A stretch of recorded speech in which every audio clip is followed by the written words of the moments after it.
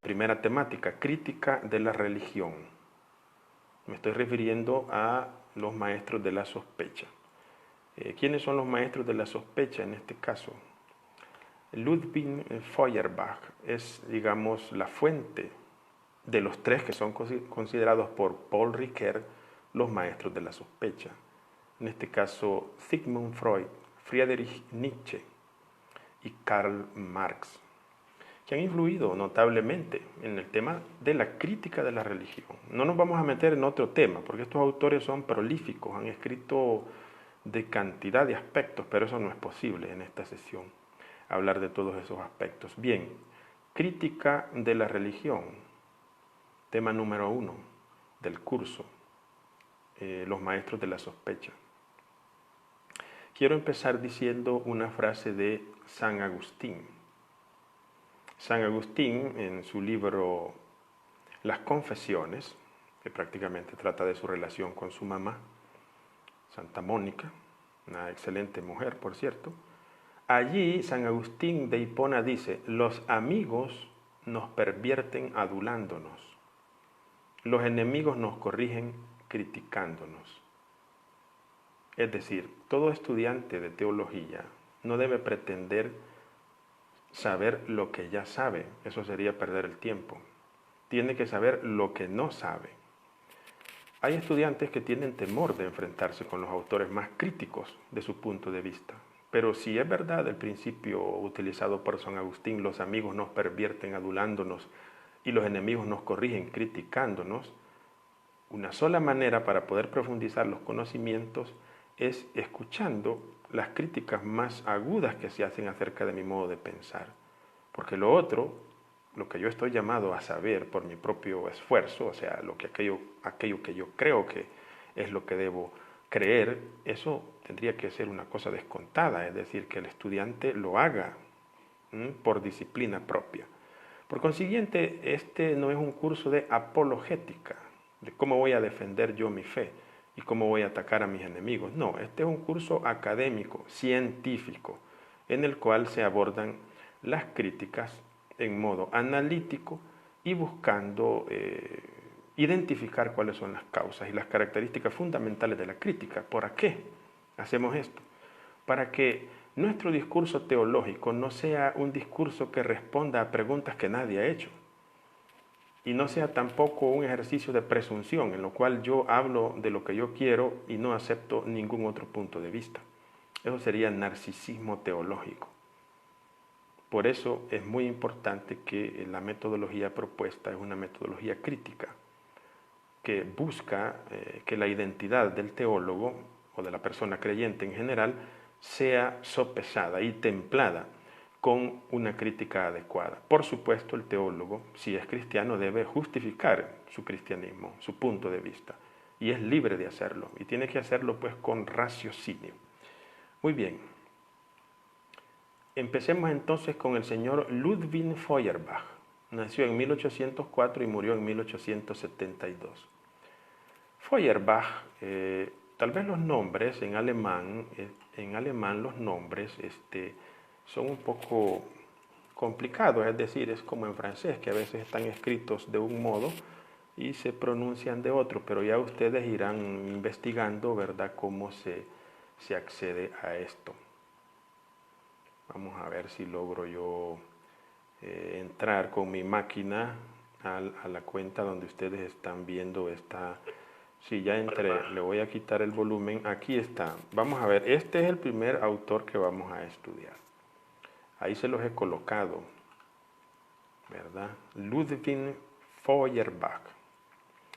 Bien, es considerado el padre del humanismo ateo contemporáneo, también denominado ateísmo antropológico. Para él, la inmortalidad es una creación humana y constituye el germen básico de la antropología de la religión. Fíjense que casi todos estos autores, Feuerbach, Freud, Nietzsche y Marx, casi todos han estudiado teología cristiana, católica o evangélica, pero todos han estudiado. Por eso es que muchas veces en sus obras, en todos estos señores, tanto en Freud como Nietzsche y Marx, en todas las obras hay elementos religiosos, incluso para explicar sus propias tesis.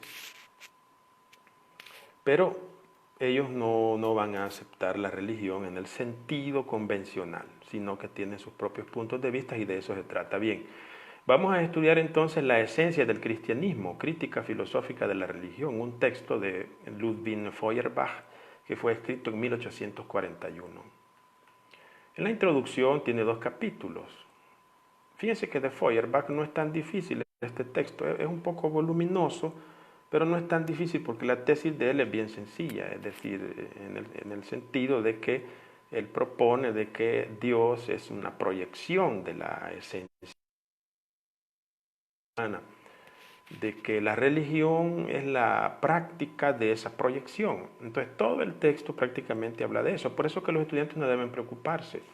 Más que todo cuando tienen un método de lectura rápida, no tendrían problema. O sea, en un día se lee ese texto rápidamente. Solo se van buscando pues las frases que nos interesan. Y ahora con el aspecto digital es todavía más fácil. Bien. La esencia, capítulo 1, la esencia del hombre. La religión descansa en la diferencia esencial que existe entre el hombre y el animal. Los animales no tienen religión. Estos son argumentos antropológicos y en esto pues no veo dificultad yo, es decir, no se le puede pedir a un animal que practique un ritual religioso. Eso dice Feuerbach, una de sus primeras afirmaciones. Pero dice, ¿en qué consiste esa diferencia esencial que hay entre el hombre y el animal? La contestación más sencilla y más generalizada y también la más popular es en la conciencia. Donde hay conciencia, allí existe la facultad de saber. Y con ello la ciencia, conciencia y ciencia. La ciencia es la conciencia de las especies. Debo adelantar ya que a Marx esto no le gustó. O sea, inicialmente todos eran seguidores de Feuerbach, todos esos autores, maestros de la sospecha, Freud, Nietzsche y Marx, pero sobre todo Marx y Engels. Eran seguidores de Feuerbach, pero después toman distancia. Entonces, la palabra clave para entender a los maestros de la sospecha es cómo se posicionan de frente a la concepción religiosa de Feuerbach.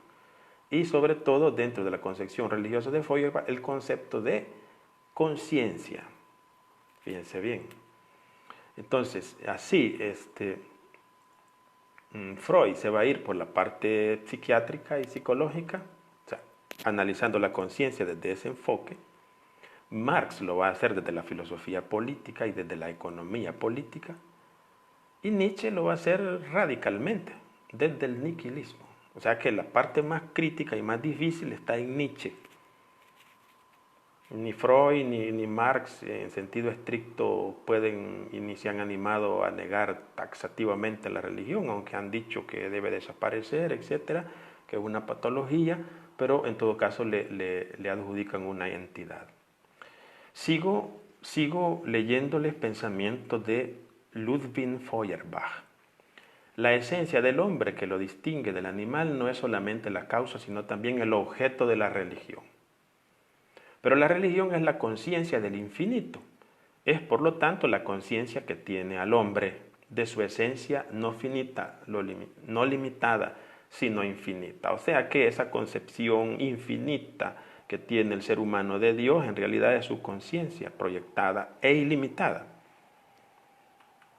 La conciencia es esencialmente un carácter universal e infinito. La define como tal.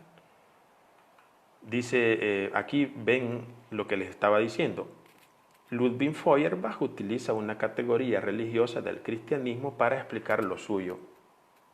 O sea, aunque nieguen el cristianismo, siempre recurren a sus frases, así como Saramago cuando escribe el Evangelio según Jesucristo, cuando Saramago escribe una de sus mejores obras, que es Caín, a mi modo de ver.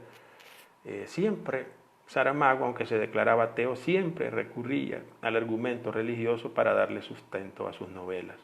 Ya no se diga Memorial del Convento, que es una sátira, pero mira, Memorial del Convento, categoría religiosa. Dice Ludwig Feuerbach, la Trinidad divina en el hombre que existe por encima del hombre individual o sea, el hombre abstracto, es la unidad de la razón, amor y voluntad. Así como en el cristianismo la Trinidad es el Padre, el Hijo y el Espíritu Santo, no lo dice él, ¿verdad? Pero está tácito. Dice, no, dice, en el ser humano la Trinidad, la Santísima Trinidad es razón, amor y voluntad.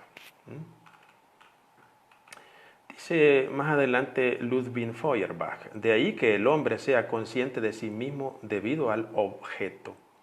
La conciencia del objeto es para el hombre la conciencia de sí mismo. O sea que el objeto no está fuera del hombre, sino que está dentro. Objecto, porque objeto en latín es objectum, aquello que está tirado debajo como soporte. Objeto, objectum. Jettare, tanto en italiano como en francés, jettare, jeter, significa lo mismo, estar tirado debajo. El ser absoluto, el Dios del hombre, es su propia esencia. Podríamos quedarnos con esta frase, quedémonos con esta frase. El ser absoluto, el Dios del hombre, es su propia esencia. Entonces ya ustedes se van haciendo idea de por dónde va el planteamiento de Ludwig Feuerbach. Ninguna esencia puede negarse a sí misma, es decir, negar lo que es. Ninguna esencia es para sí misma una esencia limitada. Cada esencia es más bien infinita en sí y para sí lleva su Dios, su ser supremo en sí misma. Prácticamente está repitiendo lo mismo en distintas maneras. El sentido es el órgano de lo divino, el sentimiento es lo más noble, lo más sublime y por lo tanto lo más divino en el hombre.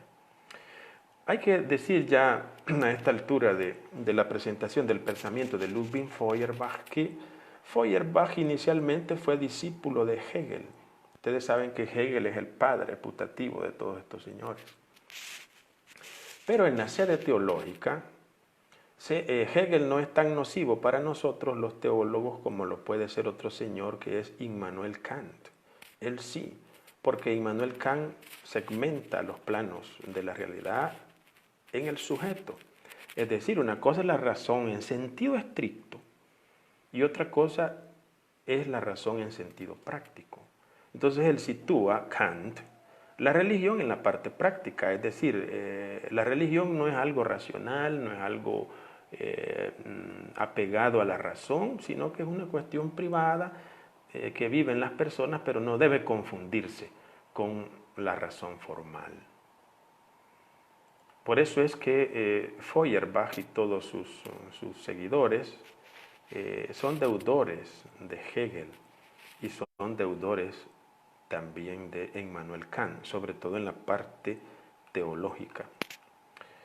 En el capítulo 2 de la introducción de la esencia del cristianismo, la esencia de la religión, lo que para el hombre es Dios es su espíritu y su alma. Y lo que es el espíritu del hombre, su alma, su corazón, es precisamente su Dios. Y Dios es el interior revelado, el yo perfeccionado del hombre. La religión es la revelación solemne de los tesoros ocultos del hombre. Es la confesión de sus pensamientos íntimos, la proclamación pública de sus secretos de amor. Así se expresa Feuerbach. Estoy leyéndolo a él literalmente. Por tanto, el hombre lo que anda es buscando su esencia primaria, pero lo está buscando fuera de sí, dice Feuerbach, antes de encontrarse en sí mismo, de encontrarla en sí mismo.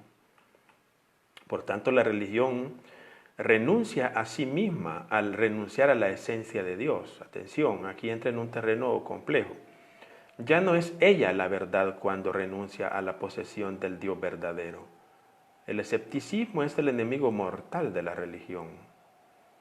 Pero la diferencia entre el objeto y la idea, atención, entre Dios en sí y Dios para mí, es una diferencia escéptica y por lo tanto irreligiosa.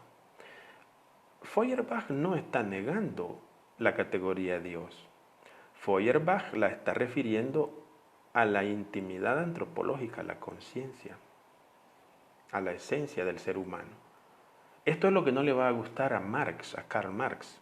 Va a tomar distancia y dirá, no, Feuerbach es lo que es un materialista devoto. Algo así le llama, ya vamos a llegar a ese punto. que Dios es una persona, o sea, que Dios es el legislador de la moral, el Padre de los hombres, el santo, el justo, el bondadoso, el misericordioso. Son, dice, predicados que el ser humano le adjudica a Dios. La esencia de la religión consiste precisamente en que aquellas determinaciones expresan la esencia de Dios. Pero lo que está diciendo Feuerbach es que el hombre afirma en Dios lo que en sí mismo niega. O sea que Feuerbach dice todo lo que el hombre le atribuye a Dios en realidad debería atribuírselo a sí mismo o tiene explicación en sí mismo.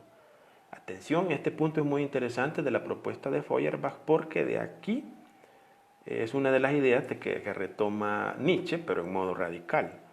Es decir, tenemos que matar a Dios para poder afirmar al hombre.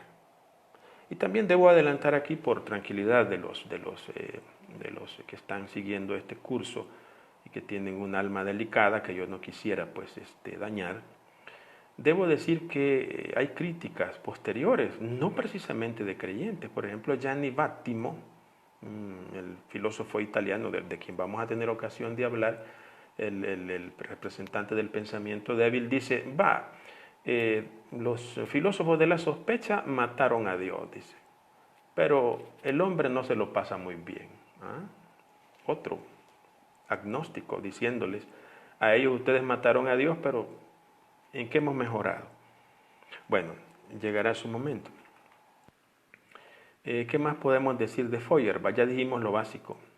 La actividad divina no difiere de la actividad humana. Aquí hay una parte que quiero leerles porque de aquí toma parte la crítica marxiana, la crítica de Karl Marx. Porque no extrañamente, sino que no les he dado este dato, que la mayor parte de estos autores también tienen raíces hebreas, judías, y a veces mezclan la religión judía o utilizan la religión judía para sus explicaciones filosóficas. Por ejemplo, voy a concluir la revisión del pensamiento de Ludwig Feuerbach con esta cita. La religión hebrea identificaba ambas cosas. La religión cristiana es, en oposición a la hebrea, la religión de la crítica y libertad. El hebreo no osaba nada a no ser si Dios lo había mandado. Él mismo carecía de la voluntad hasta en las cosas más extrínsecas. El poder de la religión se extendía hasta las comidas. La religión cristiana, en cambio, independiza al hombre en todas estas cosas extrínsecas, lo que quiere decir que ella puso en el hombre lo que el hebreo puso en Dios. Israel es la representación más perfecta de este positivismo objetivado. Para el hebreo, el cristiano significa un libre pensador. Así cambian las cosas. Lo que ayer todavía era religión, hoy ya no lo es. Lo que hoy pasa por ser ateísmo será mañana religión. Fantástica esta frase final de Feuerbach. La voy a leer de nuevo. Así cambian las cosas. Lo que ayer todavía era religión, hoy ya no lo es. Lo que hoy pasa por ser ateísmo será mañana religión. Esta es una frase profética de Feuerbach. Actualmente el ateísmo conforma un movimiento organizado que tiene sus propias reglas, que se distancia de la religión de Dios, pero tiene sus propios dogmas ateos, sus propias formas de funcionar en la historia. Bien, dejemos aquí, bueno, ¿qué valoraciones? Bueno, vamos a hacer unas valoraciones del señor Feuerbach. Vamos a ver, ¿qué podemos decir de Ludwig Feuerbach? Para Feuerbach, la fe aparece como un caso especial en la sociedad. O sea, Feuerbach no niega la religión. Además, todo su texto, La esencia del cristianismo, está focalizado en demostrar que la religión es un aspecto importante de la vida de las personas, aunque él lo refiera a la conciencia, como ya dijimos, y en ese primer aspecto. Para Feuerbach, el mundo de la religión es resultado de una proyección del ser humano. El ser humano que quiere ser más de lo que es o quiere ser lo que es, entonces dice, se proyecta. Esto en Nietzsche, en Friedrich Nietzsche, va a ser llevado ¿hasta dónde? Hasta el superhombre, como ustedes saben. Menciona 4 causas que provocan ese estado de fantasía en el ser humano. se muestra ofuscado por la apariencia atractiva de la imaginación y arbitrariedad, adora lo que en realidad no es más que un fantasma de la fantasía. Estos son argumentos de Feuerbach. Menciona 4 causas que provocan esa fantasía en el hombre. Primera, nos asombra la fuerza de nuestros poderes anímicos y espirituales. Así, la religión es el resultado de una fuerza anímica de integración deficiente. 2. Nos sentimos seres limitados y dependientes y aspiramos hacia lo absoluto y hacia la libertad. De este modo nos ocurre creer que existe un Dios. El sentido de dependencia del hombre es el fundamento de la religión. Y la esencia de los dioses no es más que la esencia del deseo. 3. Hay muchas cosas en este mundo que son enigmáticas. Según esto, Dios es la expresión de que nosotros no somos capaces de soportar nuestra limitación espiritual. Y 4, el camino que según Feuerbach conduce al hombre más allá de sí mismo y sin embargo hace que permanezca en sí mismo es el volverse con confianza hacia la propia especie. Cuando la especie como especie no es objeto para el hombre, la especie se convierte en Dios como objeto para él. Me gusta lo que dice de Kant, Feuerbach. Yo no me pregunto como Kant, dice Ludwig Feuerbach, cómo son posibles las proposiciones a priori.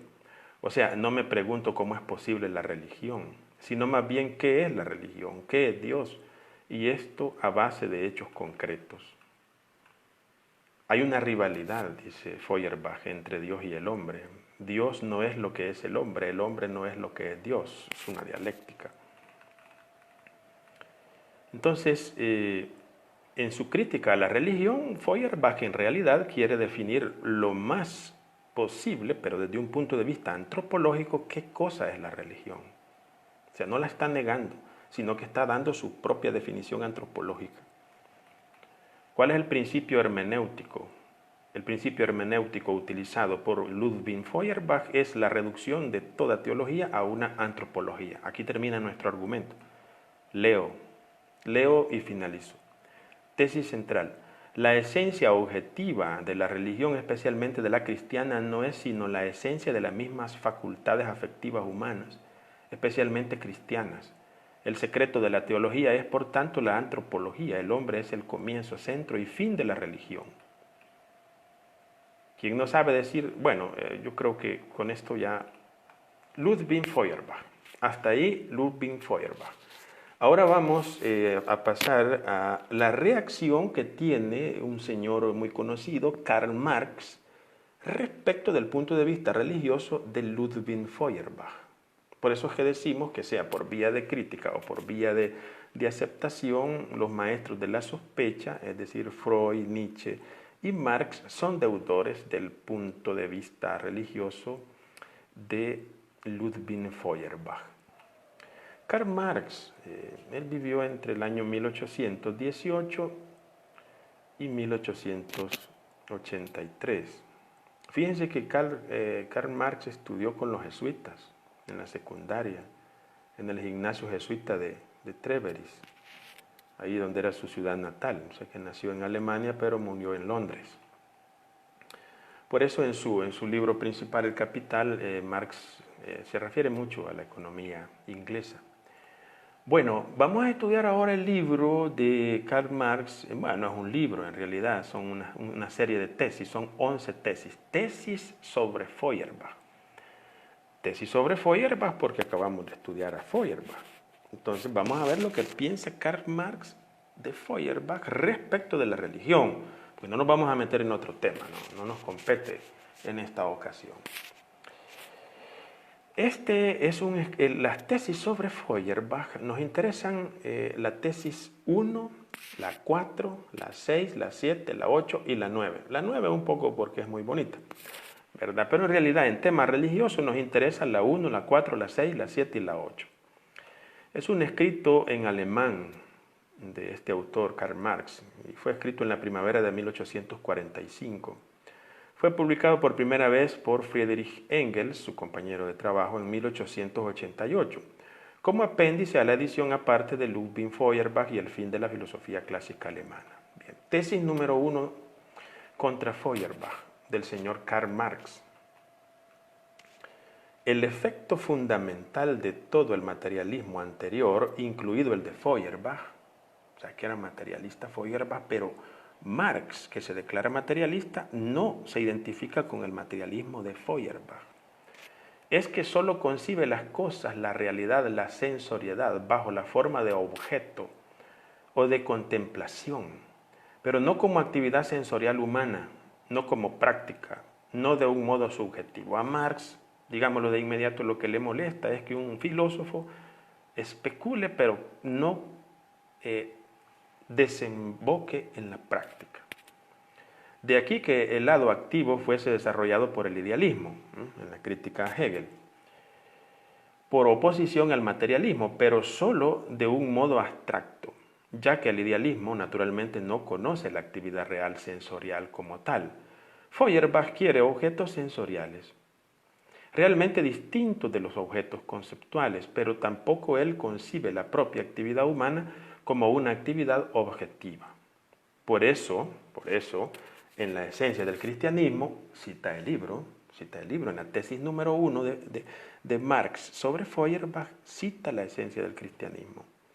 Por eso, en la esencia del cristianismo, solo considera la actitud teórica como la auténticamente humana, mientras que concibe y fija la práctica solo en su forma suciamente judaica de manifestarse. Por tanto, no comprende la importancia de la actuación revolucionaria, práctico-crítica.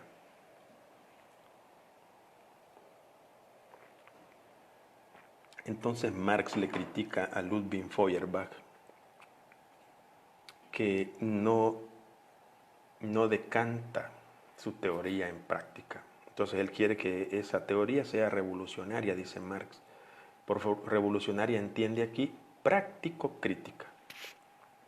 Pero esta es la tesis número 1, en la cual él toma posición de frente a la esencia del cristianismo, el libro de Ludwig Feuerbach. En la tesis cuarta, porque dijimos que no interesan todas las tesis, sino que pasamos de inmediato a la cuarta, dice Marx, Feuerbach arranca de la autoenajenación religiosa. Y tiene razón, porque es lo que acabamos de estudiar. El hombre está enajenado voluntariamente, o sea, proyecta un Dios cuando Él es Dios, decía Feuerbach. Entonces inicia Marx la tesis cuarta diciendo, Feuerbach arranca de la autoenajenación religiosa, del desdoblamiento del mundo en un mundo religioso imaginario y otro real. Su cometido consiste en disolver el mundo religioso, reduciéndolo a su base terrenal. No advierte que después de realizada esta labor queda por hacer lo principal. En efecto, el que la base terrenal se separe de sí misma y se plasme en las nubes como reino independiente solo puede explicarse por el propio desgarramiento y la contradicción de esta base terrenal consigo misma. Por tanto, dice Marx, lo primero que hay que hacer es comprender esta en su contradicción y luego revolucionarla prácticamente, eliminando la contradicción. En esto todavía se escucha Hegel, ¿verdad? Por consiguiente, después de descubrir, por ejemplo, en la familia terrenal el secreto de la Sagrada Familia, hay que criticar teóricamente y revolucionar prácticamente aquella. ¿Comprenden lo que está diciendo Marx? Marx lo que está diciendo es aquello con que inicia el manifiesto comunista. Hay que desmontar las instituciones que sostienen el sistema burgués. No dice que hay que eliminarlas, porque algunos llegan incluso a decir que hay que eliminarlas, aunque en algún momento, en el manifiesto comunista, llegan a decir que hay que eliminarlas. Pero lo que hay que hacer, dice, es revolucionarlas. No es lo mismo, ¿verdad? El concepto revolucionar que eliminar, pero sí requiere un planteamiento muy distinto. Aquí ha mencionado en la tesis 4 la familia, pero lo mismo piensa Marx de la religión. Tesis número 6. Feuerbach diluye la esencia religiosa en la esencia humana. Nos lo confirma Marx, entonces, lo que estábamos diciendo. Pero la esencia humana no es algo abstracto inherente a cada individuo. Porque Marx entiende la conciencia de otro modo. Pero aquí nos interesa porque Marx está tomando posición del punto que ya dijimos. O sea, que los maestros de la sospecha critican el concepto de conciencia, o sea, le dan un repensamiento diverso. Pero la esencia humana no es algo abstracto inherente a cada individuo, es en su realidad el conjunto de las relaciones sociales, o sea, conciencia son relaciones sociales. Feuerbach, que no se ocupa de la crítica de esta esencia real, se ve por tanto obligado ¿a qué cosa? A hacer abstracción de la trayectoria histórica, enfocando para sí el sentimiento religioso y presuponiendo un individuo humano abstracto, aislado. En él la esencia humana solo puede concebirse como género, como decía Feuerbach, que es género, como una generalidad interna, muda, que se limita a unir naturalmente los muchos individuos. Bueno, así la tesis número 6. Tesis número 7. Feuerbach no ve, por tanto, que el sentimiento religioso es también un producto social y que el individuo abstracto que él analiza pertenece en realidad a una determinada forma de sociedad. Por eso es que interesa a estos autores, para que uno no tenga, digamos, una manera monolítica de entender la religión, sino que veamos todas las expresiones que tiene. Imagínate este concepto de sentimiento religioso como producto social. Yo me preguntaría a esta altura del curso, ¿será que hay personas de poder en la sociedad, en nuestras sociedades, que utilizan la religión como producto social o para determinar el pensamiento social? Bien. Tesis número 8. La vida social es, en esencia, práctica. Todos los misterios que descarrían la teoría hacia el misticismo encuentran su solución racional en la práctica humana y en la comprensión de esta práctica. Bueno, ya uno puede notar que para Marx la religión está enfocada desde el punto de vista de la praxis y de las relaciones sociales. Tesis número 9.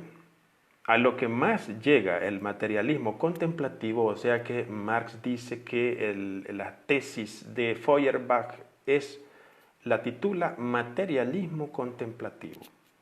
Es decir, el materialismo que no concibe la sensoriedad como actividad práctica. Es a contemplar a los distintos individuos dentro de la sociedad civil. Esta tesis 9 da paso a la tesis 11 con la que cerramos este texto y que ha impresionado a muchos académicos, a muchas personas cuando la hemos leído. ¿Qué es lo que dice la tesis número 11 de Marx acerca de Feuerbach? Dice lo siguiente: los filósofos no han hecho más que interpretar de diverso modo el mundo, pero de lo que se trata es de transformarlo. Esas eran las tesis de Marx sobre Feuerbach. Ahora vamos al manifiesto comunista. En realidad las tesis de Marx sobre Feuerbach son las que mejor nos ayudan a entender lo que él piensa de la religión en el ámbito marxista. Veamos lo que dice en el capítulo 1 del Manifiesto Comunista, un texto muy breve también, y se titula Burgueses y Proletarios. Allí donde ha conquistado el poder, va a empezar a hablar del Estado burgués, prevengo sobre eso. Está haciendo en el capítulo 1 del Manifiesto Comunista, se hace una historia de los distintos sistemas que se han sucedido en la historia, sistemas económicos y políticos.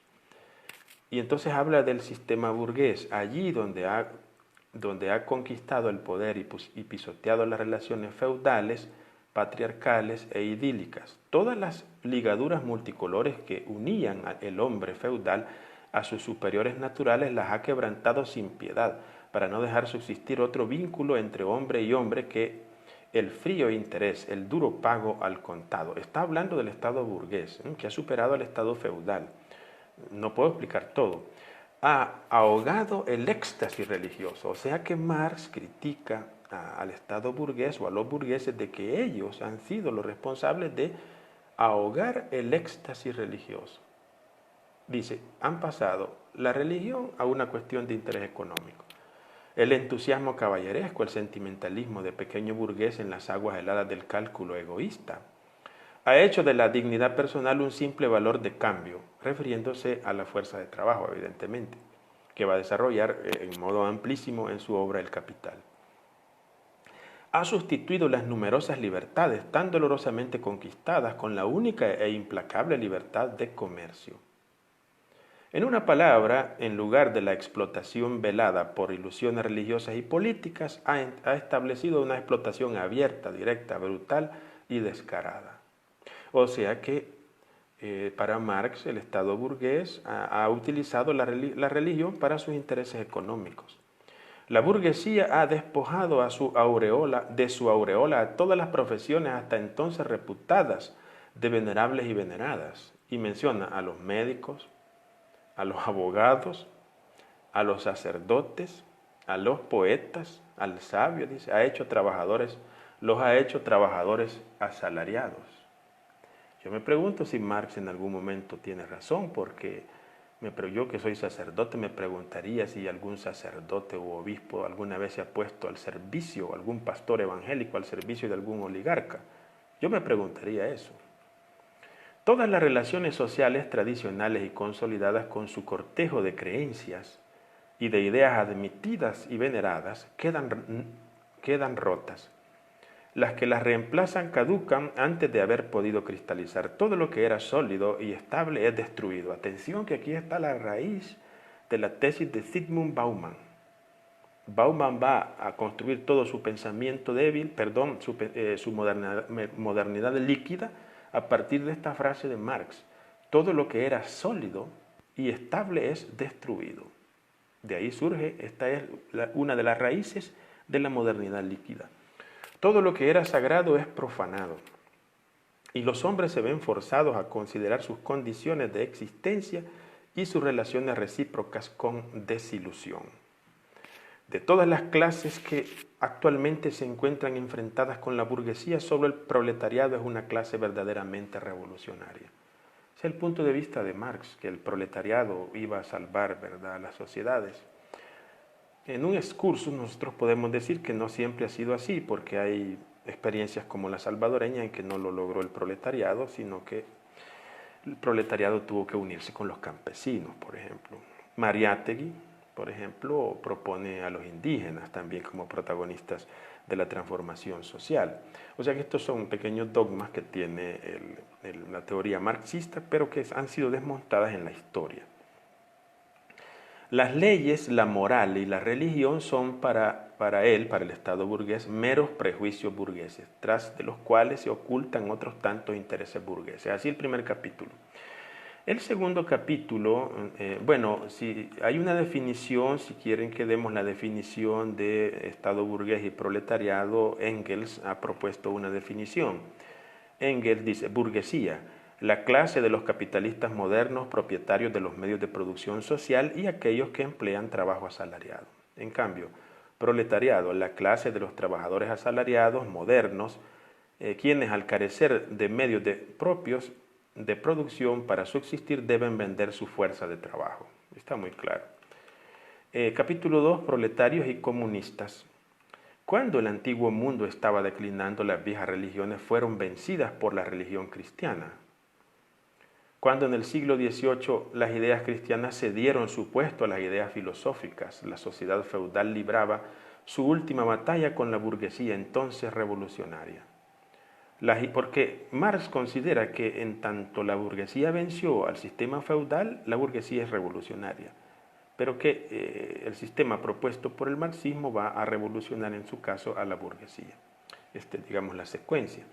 Las ideas de libertad religiosa y de libertad de conciencia no hicieron sino proclamar el reinado de la libre concurrencia en el dominio del conocimiento. Sin duda se nos dirá, las ideas religiosas, morales, filosóficas, políticas y jurídicas se han modificado en el curso del desenvolvimiento histórico, pero la religión, la moral, la filosofía, la política, el derecho se sostienen siempre a través de esas transformaciones. O sea que da por sentado de que se mantienen en los sistemas que se han sucedido, pero que tienen que ser reinterpretadas y revolucionadas. Hay además verdades eternas, dice, tales como la libertad, la justicia, etcétera, que son comunes a todas las condiciones sociales. Luego, si el comunismo aboliera estas verdades eternas, aboliría la religión, la moral, en lugar de darles una forma nueva, y eso contradiría todo el desenvolvimiento histórico anterior. O sea que el comunismo tendría que terminar con esas verdades eternas. Dado que no lo logra totalmente, entonces es cuando aparece el sistema niquilista, cuando aparece Nietzsche ya en el horizonte. Y Nietzsche sí va a decir eso, citarlo. Bien, finalmente tenemos el capítulo tercero, literatura socialista y comunista. Del mismo modo que el cura y el señor feudal marcharon siempre de la mano, el socialismo clerical marcha unido con el socialismo feudal en la época anterior, porque ellos también son críticos de otra forma de socialismo anterior al que ellos proponen, a lo que los marxistas proponen. Nada más fácil que recubrir con un barniz de socialismo el ascetismo cristiano. ¿No se levantó también contra la propiedad privada, el matrimonio y el Estado? Y en su lugar no ha predicado la caridad y la renunciación, el celibato y la mortificación de la carne, la vida monástica y la iglesia.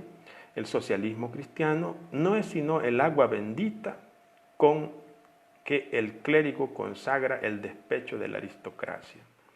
Así termina nuestro estudio del manifiesto comunista. Quiero hacer dos puntualizaciones finales respecto de Marx, o sea, de la obra de Marx.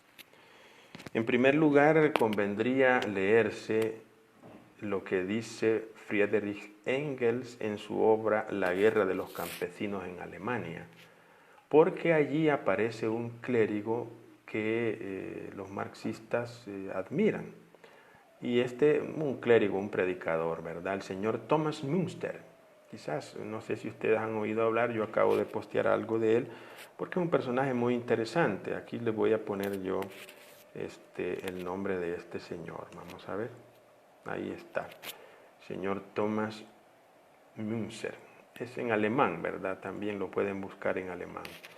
Entonces, Thomas Münster inicialmente es anabaptista, o sea, viene de la matriz de la Reforma, inicialmente seguidor de Lutero, después se distancia de Lutero, pero es el protagonista de una guerra que se lleva a cabo en Alemania, muy interesante, y donde él es protagonista. O sea, Thomas Münster se pone de la parte de los campesinos y lucha a la par de los campesinos. Por supuesto es ajusticiado porque los príncipes era un poder enorme, y Münster pues prácticamente es como un mártir de esa revolución, ¿verdad? O sea, los que quieran profundizar pueden leerse un libro muy interesante de Ernst Bloch, Thomas Münster, teólogo de la revolución.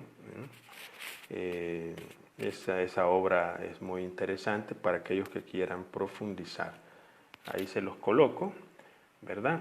Bien, y la otra puntualización final es sobre el Capital. Fíjense que Marx habla del tema religioso en el Capital, en el primer volumen. Se lo voy a leer rapidito. Dice en el primer volumen, ¿por qué cita la religión en el Capital? Cita la religión cuando explica el fetichismo del dinero, un tema que ha tocado el Papa Francisco también en su encíclica Laudato Si y en el documento anterior a ella.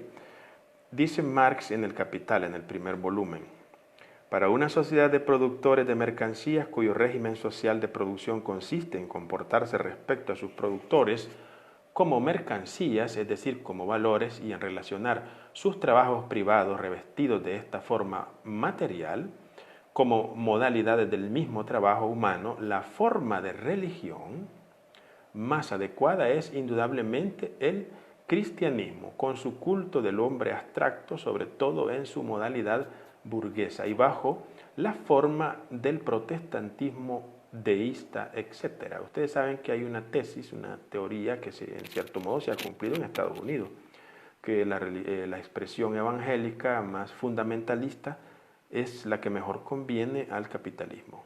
Bueno, en Estados Unidos por lo menos está comprobado. Y leo lo último, con respecto al fetichismo del dinero. El reflejo religioso del mundo real solo podrá desaparecer por siempre cuando las condiciones de vida diaria, laboriosa y activa representen para los hombres relaciones claras y racionales entre sí. y respecto a la naturaleza. La forma del proceso social de vida, o que es lo mismo el proceso material de producción, solo se despojará de su halo místico cuando ese proceso sea obra de hombres libremente socializados y puesta bajo su mando consciente y racional. Mas para ello la sociedad necesitará contar con una base material o con una serie de condiciones materiales de existencia que son a su vez fruto natural de una larga y penosa evolución. O sea que en el Capital, en el primer volumen, cuando se refiere a la religión, es en el contexto de explicar el dinero como el fetichismo del dinero. O sea, el hombre le da un valor al dinero casi divino, que no lo tiene, dice Marx. Quiero entonces concluir con las valoraciones sobre Karl Marx, la crítica de la religión. Marx sostiene que tanto Hegel como Feuerbach han consumado la crítica de la religión y el pensamiento de esos autores lo resume con sus palabras. La crítica de la religión está en lo esencial completada y la crítica de la religión es la premisa de toda crítica. El fundamento de la crítica irreligiosa es el hombre fabrica la religión. La religión no hace al hombre. En otras palabras, la religión es la conciencia de sí y el sentimiento de sí del hombre que aún no se ha encontrado o que ya ha vuelto a perderse. En otra parte, Marx habla de la religión como una superestructura, o sea, como una ideología.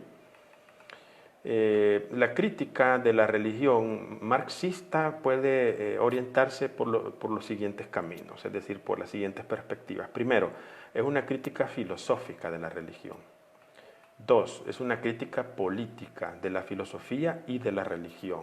Tres, es una crítica materialista de la filosofía, la religión y la política. O sea, ese es el contexto en el que él define pues, su planteamiento.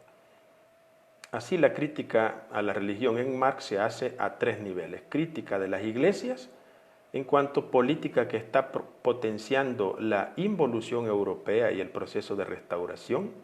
Dos, crítica del cristianismo en cuanto a ideología que está sirviendo de cobertura ideológica a ese proceso antisocialista. Y tres, crítica esencial de la religión como meollo inbegriff de la ideología. Muy bien. Entonces, este es el planteamiento general. No sé si habían hecho alguna pregunta o algo. Yo no he podido ir revisando porque estaba pendiente aquí del argumento. Yo creo que no, ¿verdad? No habían preguntas. Entonces, quiero agradecerles su participación. Si hay alguna pregunta, de todas maneras, ahí les vamos a comunicar cuándo es la siguiente. Nos resta todavía de los maestros de la sospecha Friedrich Nietzsche y también Sigmund Freud. Así que es un plato fuerte, ¿verdad? Así que de Nietzsche vamos a estudiar el anticristo y Ecce Homo, y de Sigmund Freud, Tótem y Misterio, y también la religión monoteísta de Moisés. Así que les esperamos en la próxima sesión.